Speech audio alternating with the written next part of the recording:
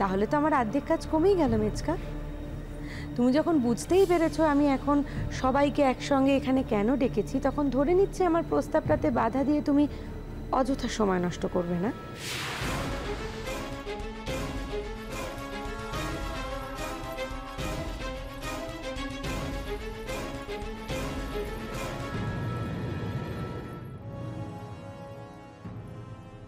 ওমা, ওই তো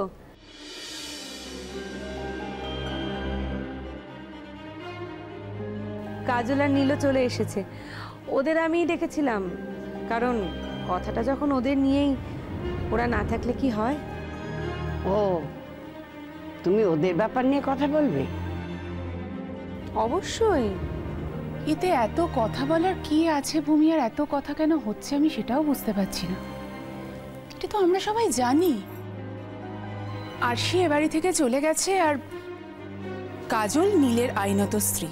কাজল এখন থেকে নীলের সঙ্গে এ বাড়িতে থাকবে, এটা তো খুব স্বাভাবিক।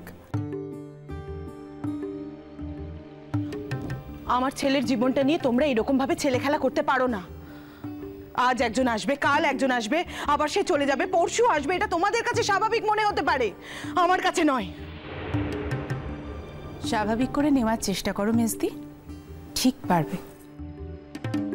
ছেলেদের সুখের জন্য মায়েরা কত কি করে, আর তুমি তোমার ছেলের সুখের জন্য কিছুই করলে না, তা কি হয় বলো? চেষ্টা করো না, দেখবে স্বাভাবিক করে নেওয়ার চেষ্টা করো, ঠিক পেরে যাবে।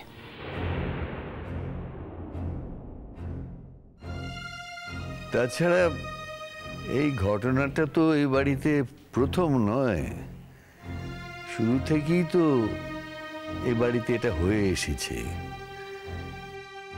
আমি তো শুনেছি কাজলকেও একদিন এই বাড়ি থেকে চলে যেতে হয়েছিল।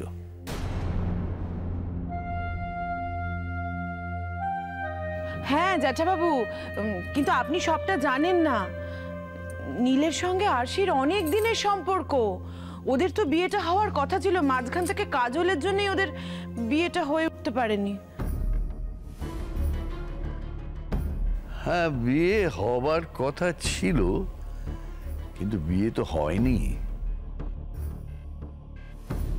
আমার মনে হয় কথায় কথায় খুব বেশি কথা হয়ে যাচ্ছে দাদু ভাই। আমি এতক্ষণে সবাইকে যে এখানে দাঁড় করিয়ে রেখেছি সেটা আমারও খুবই খারাপ লাগছে।